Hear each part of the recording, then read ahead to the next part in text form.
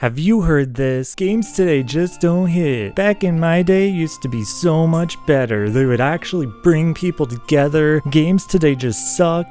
And they're bad. I bet a lot of you have or have said it yourself. In my last video, I said this too. And I think in some ways, older games do hit different. Through hardware limits, they had to be hyper-focused on doing exactly one thing that blows your mind. There wasn't room to make you download 200 gigabytes of uncompressed, boring, unbalanced, unfinished gameplay. But no, new games go hard. They go really hard. They go so hard I cannot fully express. Just in 2023, we had some of my favorite games I've ever played in my young adult life. Tears of the Kingdom, Baldur's Gate 3, Pikmin 4, Ghost Trick. Yes, I know it didn't release in 2023, but it re-released. I never knew it existed. Leave me alone and go play Ghost Trick. It will change your life. My point being, things aren't as dire as people tend to act. Today, I want to hyper-focus on one doomer claim that I think for a while carried a lot of merit but is slowly going away, and that's that modern video games have abandoned the couch co-op gamer. Now let's break that down. First, what is a couch? The couch is a lot of things. A place to sit, a place to lay, a place to eat, a place to play. I love you, couch, I love you so.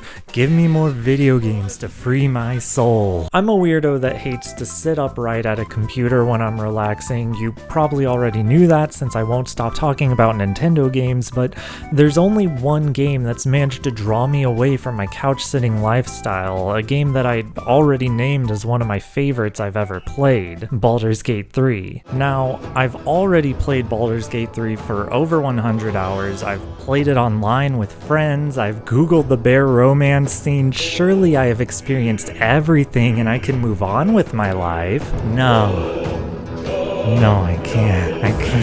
I'm trapped. Help me. But what I can move is my booty from the computy to the couchy. My girlfriend is mostly what we would call a non-gamer. She used to play Skyrim, the first few levels of Mario 64 DS, and that's it. But I'm a youngest sibling who grew up sitting next to my oldest brother twirling a plastic lightsaber while he played NBA Live 2005 several inches away from the TV.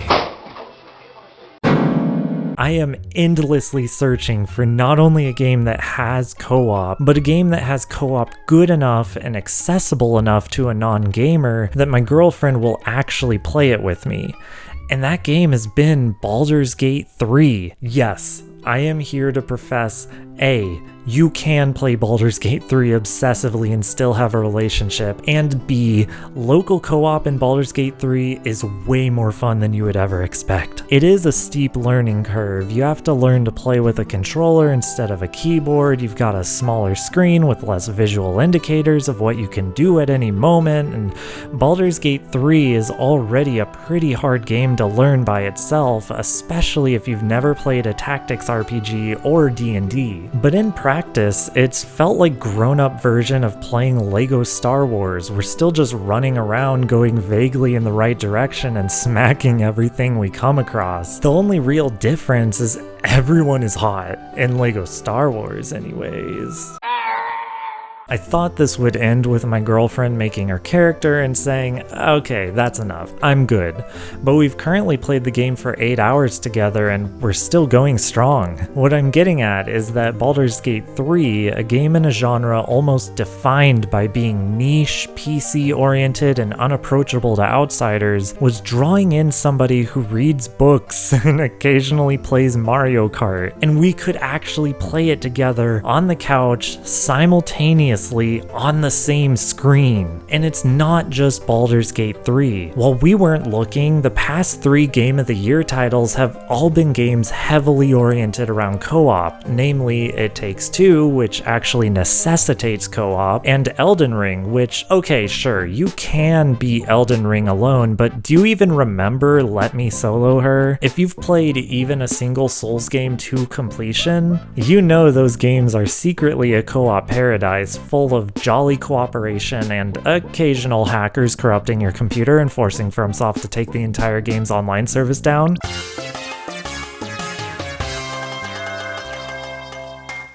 Let's talk more about FromSoft games, specifically of the Soulsborne variety.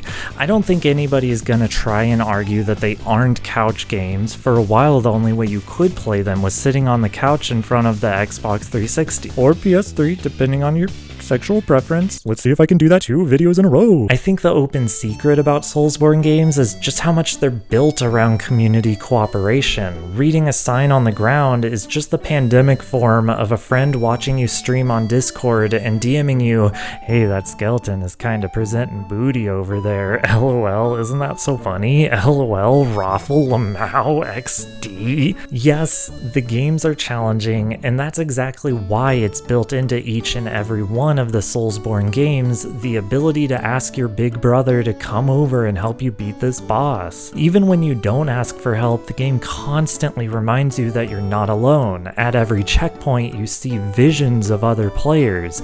You can see what builds they have, sure, but ultimately it's just a reminder that help is just an ask away. And what's even cooler is that other developers are starting to pick up on how great of a feature this is. Nintendo, a company known for poorly implementing online at any given opportunity, put freaking soapstone signs and real-time ghosts into Mario of all games, and it's amazing! I genuinely think this feature alone has made Mario Wonder one of my favorite Mario games I've ever played. Why shouldn't other players have the ability to tell their other gamers about hidden secrets? And the sense of overcoming a difficult level alongside another player you've never met and will never see again was so satisfying and so magical, it made me log on to Reddit and write up a post just so I could tell somebody about what a great experience I just got to have. And unlike Elden Ring, Mario Wonder actually allows for hybrid multiplayer. You can sit on your couch with your friend and fight for control of the screen scroll and get pissed at each other and destroy your friendship irreparably, while still having all the convenience and camaraderie from playing online. I mean, look, old games were cool and condensed and concise, but they were also limited.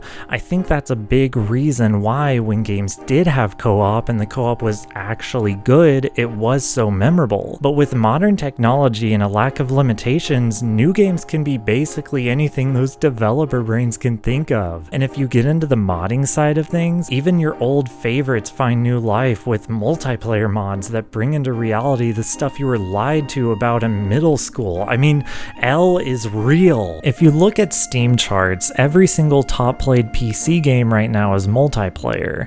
If you look beyond Steam, the top games like Roblox and Fortnite are built around offering new ways to hang out with your friends. The top games on Twitch, like Phasmophobia or Lethal Company, are built around goofing around with your friends. People love playing games together. And yes, most of these games like Valorant, Destiny 2, Rust, or Grand Theft Auto 5 lack a local co-op function. But I think that's because we're looking too far backwards. Valorant came out in 2020, sure, but Destiny 2 came out in 2017, Rust and GTA 5 in 2013. We're looking at a world where everybody is becoming increasingly disconnected and ignoring that ominous year where everybody actually was disconnected and went, "Oh no, I don't like that." Since that year, there's been a renewed interest in games that connect people together, picking up old titles, both noticed, like Mario Party, and unnoticed, like Among Us.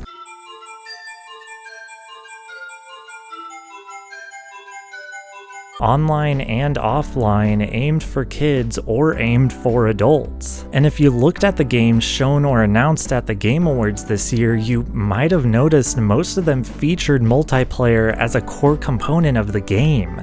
Couch co-op is alive, and it's only getting better from here. Oh, and because I am an indie shill, here's some really cool indie games you can sit on the couch with your best bud and check out while we wait for more. Please like the video and subscribe if you enjoyed, and I hope these next seconds won't make you regret it. Skullgirls, Hat in Time, Guacamelee 2, Nidhogg, Nobody Saves the World, Pingu Goo, Streets of Rogue, Title, Goose Game Death, Road to Canada, Overcooked 1 and 2, Stardew Valley, Monaco! Play 'em, gotta play 'em all. I will regret this.